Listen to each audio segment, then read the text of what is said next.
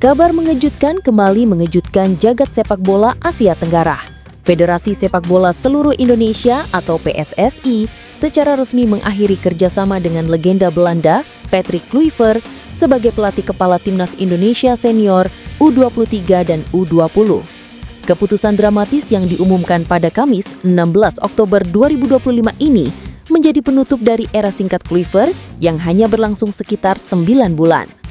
Pemecatan yang dilakukan melalui mekanisme mutual termination atau pengakhiran kontrak bersama ini terjadi hanya berselang beberapa hari setelah kegagalan Timnas Garuda di putaran keempat kualifikasi Piala Dunia 2026 zona Asia yang menjadi puncak dari serangkaian hasil minor dan kontroversi.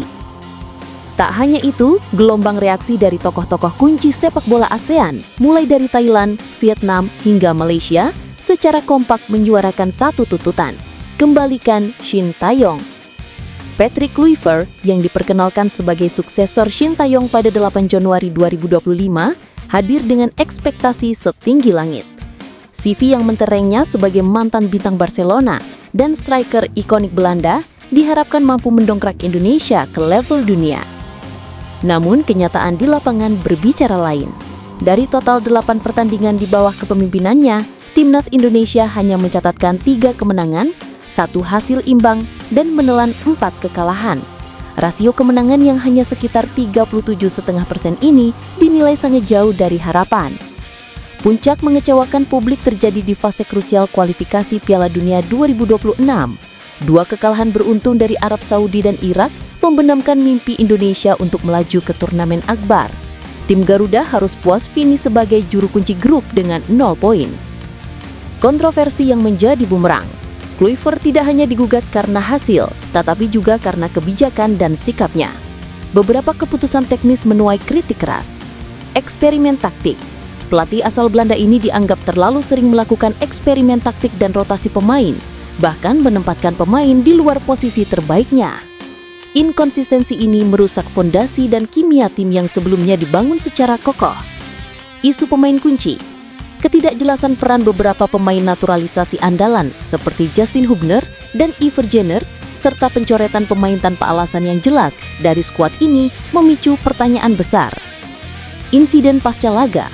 Setelah kekalahan menyakitkan dari Irak, Kluivert dan jajaran asisten pelatihnya dari Belanda tidak mendekati supporter Indonesia yang telah datang jauh-jauh. Mereka memilih langsung menuju ruang ganti. Disusul kabar Kluivert langsung terbang ke Belanda tanpa pernyataan resmi. Sikap yang dinilai tidak menghormati perjuangan pendukung Garuda ini menjadi bensin yang menyulit api amarah. PSSI sempat ragu, media Belanda membongkar fakta. Dalam pengumuman resminya, PSSI menyebut perpisahan ini adalah hasil kesepakatan bersama. Namun media ternama Belanda, Football Primor, mengungkap fakta mengejutkan yang menjadi inti dari keputusan ini. Menurut laporan media tersebut, PSSI sebenarnya berencana untuk tetap mempertahankan Patrick Kluivert untuk memimpin tim di Piala Asia 2027 dan agenda berikutnya. Lalu, apa yang membuat PSSI berbalik arah?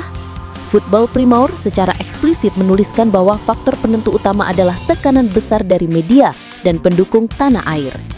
Fakta ini menunjukkan betapa dahsyatnya kekuatan rakyat di Indonesia.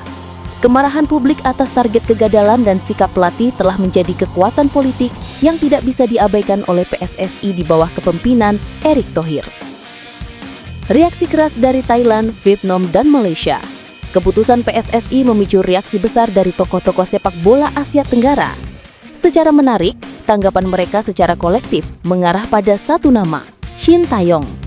1. Nyonya Pang, manajer timnas Thailand. Wanita kuat dalam kebangkitan Thailand ini menjadi yang paling vokal. Sepak bola Asia Tenggara membutuhkan pelatih yang bukan hanya memahami taktik Eropa, tetapi juga jiwa dan kultur permainan Asia. Indonesia punya potensi besar, tetapi potensi itu hanya akan tumbuh di tangan yang tepat. Kalau boleh saya sarankan, teleponlah kembali Shin Tae-yong. Dia sudah tahu cara membuat Indonesia percaya diri. Jika dia diberi kepercayaan lagi, Garuda bisa terbang tinggi, bukan hanya di Asia, tetapi juga dunia. 2. Kim Sang-sik, pelatih Vietnam, ex-pelatih Korea Selatan. Pelatih yang kini memimpin rival abadi Indonesia, Vietnam, juga memberi penghormatan kepada rekan senegaranya. Saya sangat menghormati Patrick Kluivert, Tapi sepak bola Asia tidak bisa hanya diukur dengan filosofi Eropa. Kadang-kadang pelatih dari luar datang dengan nama besar namun gagal memahami jiwa lokal. Shin Tae-yong adalah contoh pelatih Asia yang berhasil menyatukan semangat itu. Saya tidak akan mengejutkan jika Indonesia mendorong kembali. 3. Peter Klemovsky, pelatih Malaysia. Bahkan pelatih Harimau Malaya pun mengakui dampak STY. Kita semua tahu apa yang dilakukan Shin Tae-yong di masa lalu. Disiplin, semangat, dan kebugaran pemain Indonesia meningkat drastis di bagian bawah. Jika dia kembali, Indonesia akan jadi tim yang sulit dikalahkan. Pola yang berulang, kisah Vietnam dan eksperimen Eropa yang gagal. Analisis di Asia Tenggara menunjukkan adanya pola yang sama antara Indonesia dan Vietnam yang memperkuat argumen untuk kembali ke pelatih Asia. Negara, era sukses pelatih Korea. Era kegagalan pelatih Eropa. Hasil akhir. Vietnam, Park Hang-seo, 2017-2023. Philippine Trauser, Prancis, gagal total, dipecat 2024. Indonesia, Shin Tae-yong, 2019-2024. Patrick Kluivert, Belanda, gagal total, dipecat 2025. Pola ini menunjukkan bahwa perekrutan pelatih Eropa bahkan dengan reputasi global bukanlah jaminan keberhasilan di kawasan Asia Tenggara. Dibutuhkan pelatih yang memiliki ikatan emosional yang kuat, memahami kultur, serta fokus pada disiplin fisik dan chemistry tim. Pendekatan yang kental dengan ciri khas pelatih Korea Selatan. Harapan kembalinya Shin Tae-yong. Kabar pemecatan Kluivert sontak membuat supporter Indonesia kembali membanjiri media sosial PSSI dengan satu permintaan, #bawa pulang STY. Shin Tae-yong sendiri yang sempat dipecat oleh PSSI sebelum Kluivert datang, dikabarkan membuka peluang. Dalam percakapan yang dibocorkan oleh JJ, staf STY, Shin Tae-yong bereaksi dengan sedikit terkejut. Namun banyak pihak termasuk politisi di Komisi 10 DPR kini secara terbuka mendukung kembalinya pelatih yang berhasil membawa 3 level timnas, senior U23 dan U20, lolos ke putaran final Piala Asia. Target ambisius PSSI berikutnya. Meskipun harus menelan kegagalan pahit Piala Dunia 2026, PSSI segera menetapkan target baru yang ambisius untuk nahkoda selanjutnya. Membawa timnas Indonesia menembus peringkat 100 besar FIFA, saat ini berada di posisi 130-an.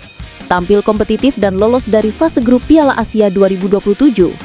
Mempersiapkan waktu untuk Piala Dunia 2030. Kini, bola panas berada di tangan PSSI. Siapakah yang akan mereka tunjuk? Apakah mereka akan mendengarkan tuntutan publik dan petinggi sepak bola Asia dengan memulangkan Shin Tae-yong, sosok yang dinilai besar dari hati dan semangat, bukan sekedar besar dari nama, atau memilih nama Eropa lain, membuka lembaran baru dari sebuah eksperimen yang penuh risiko? Jutaan rakyat Indonesia menanti, siapakah yang akan memimpin generasi emas Garuda menuju FIFA Matchday November dan target-target besar yang menantang?